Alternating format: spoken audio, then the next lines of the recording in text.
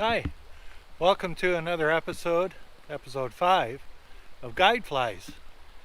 This week's fly is going to be the Cottontail Hares Ear, and I'm just going to finish my stream walk here and we'll talk a little bit more about it.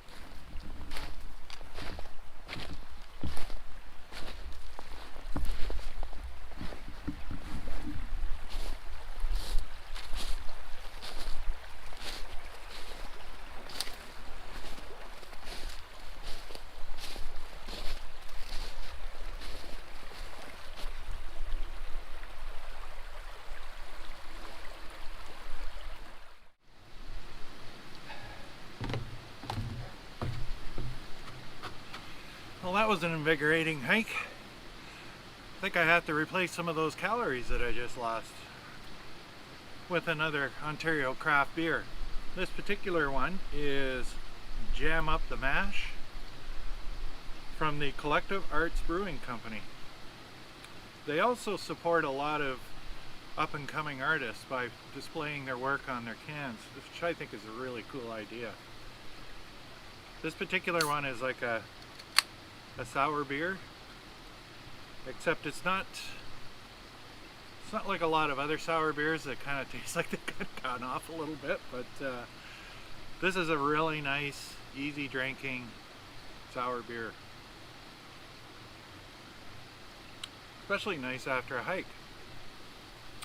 Well, let's get back to what we were talking about, and that was the Cottontail Hares Ear.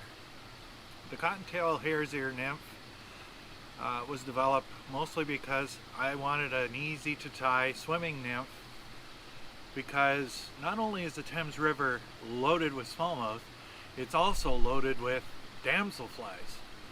And damselfly nymphs are really good swimmers. They wiggle all over the place. They really attract a lot of attention to themselves. Unfortunately, they become food because of that, but that's a good thing as a fisherman to know. The other swimming nymphs, it will also imitate, just tie it in different sizes, in different colors, and ba-boom, you've got a hexagenia nymph or any of the other swimming nymphs. But primarily I tie it in a golden olive color, which is predominantly the color that the damselfly nymphs in the Thames River are. One exception is on the North Branch. There's one particular spot, they seem to like purple damselfly nymphs. I don't know why. I'm not going to argue with it. I'm going to tie them up and catch fish with them. But that's about the only exception on the Thames River that I found. The way that I fish them is on a tight line normally, and I just vibrate the end of the rod. I don't jerk it along, I don't strip it, I just vibrate the end of the rod. And what that does, the rabbit tail on this nymph goes like this, just like the naturals. It's an easy fly to tie and an easy fly to fish, and it's pretty easy to catch smallmouth on it. Lots of other fish eat it as well. I've caught carp on it, I've caught river red horse on it, caught trout on it, so it's a pretty good all-rounder, and I think we should go and tie a few of these up. So I'm going to finish this beer, and then we'll head back and tie something.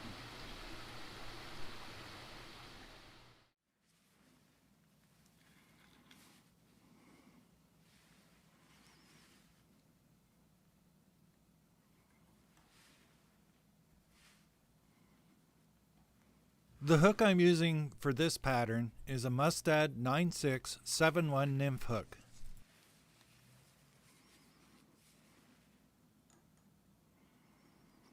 The thread is a Uni 6/0 in golden yellow.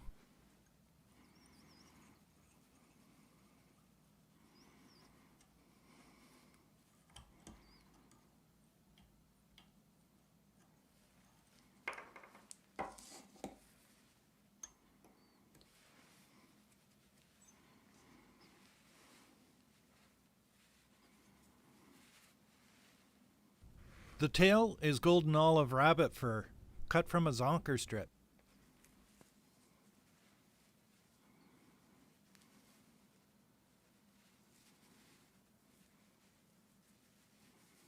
Make sure you cut a sparse amount, because if the tail is too thick, it loses its action.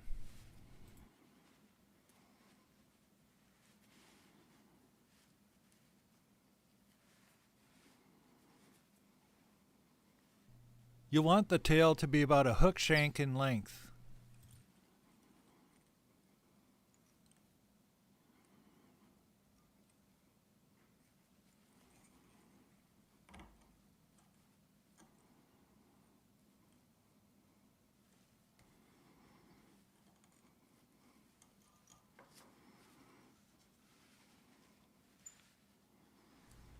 The ribbing material is gold soft wire. Tie it in at the same point you tied in the tail.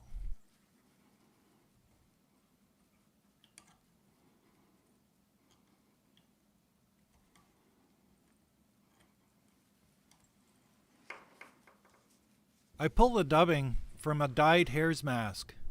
I'll also blend in a little semi-seal for sparkle.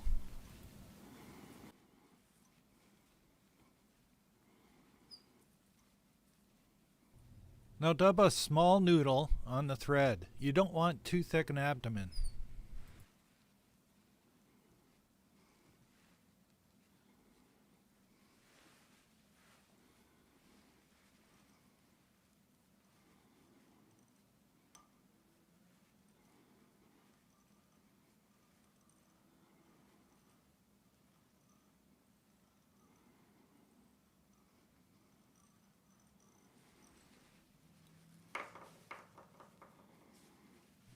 You'll want an abdomen that's about 2/3 of the hook shank.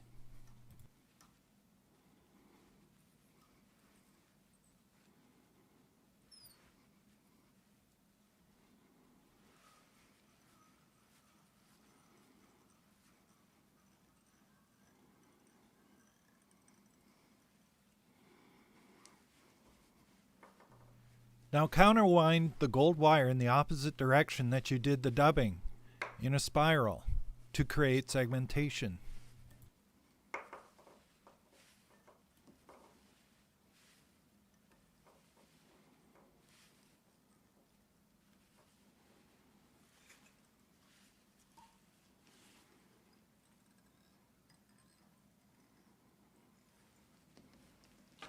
Some tyers helicopter the wire to break it off. I use an old pair of crappy scissors.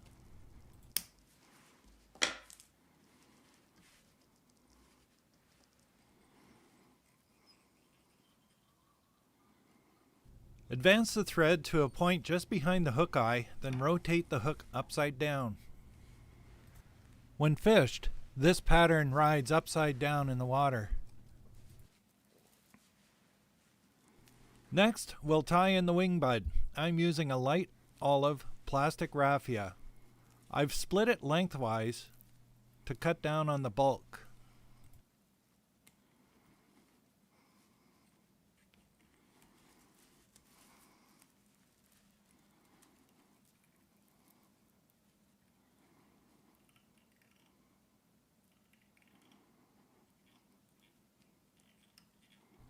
Wrap it back to where the abdomen starts, and then return the thread a little more than halfway to the hook eye.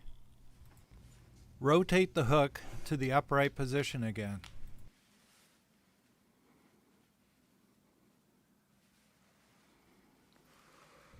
The eyes are cut from small black bead chain. Cut off a pair and tie them on top of the hook shank.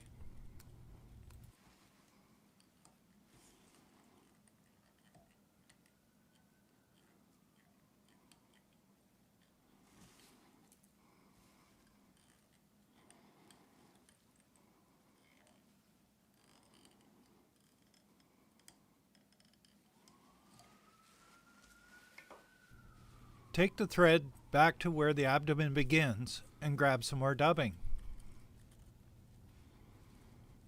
This dubbing noodle will form the thorax and will therefore be a bit thicker.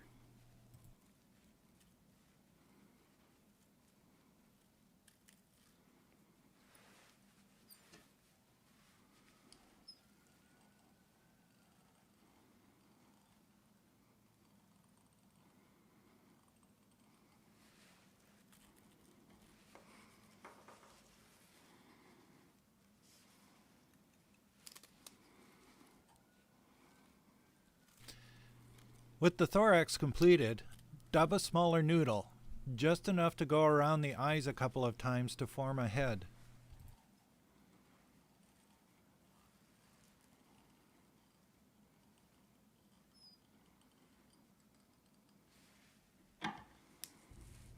Invert the hook once again and pull the plastic raffia forward, tying it in just behind the hook eye.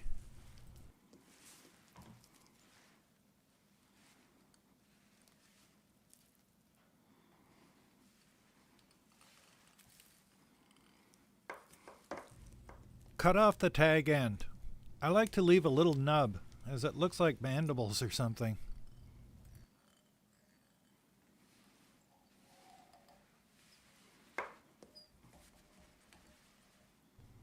With a whip finish, your Cottontail Hares Ear is finished.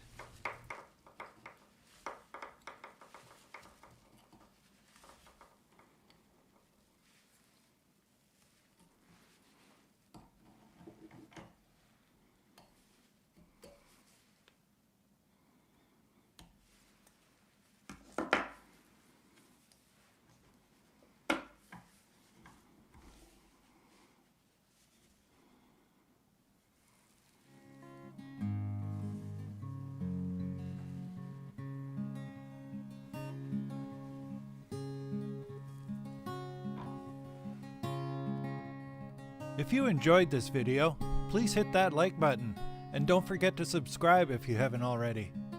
As always, I welcome your comments. See you next week.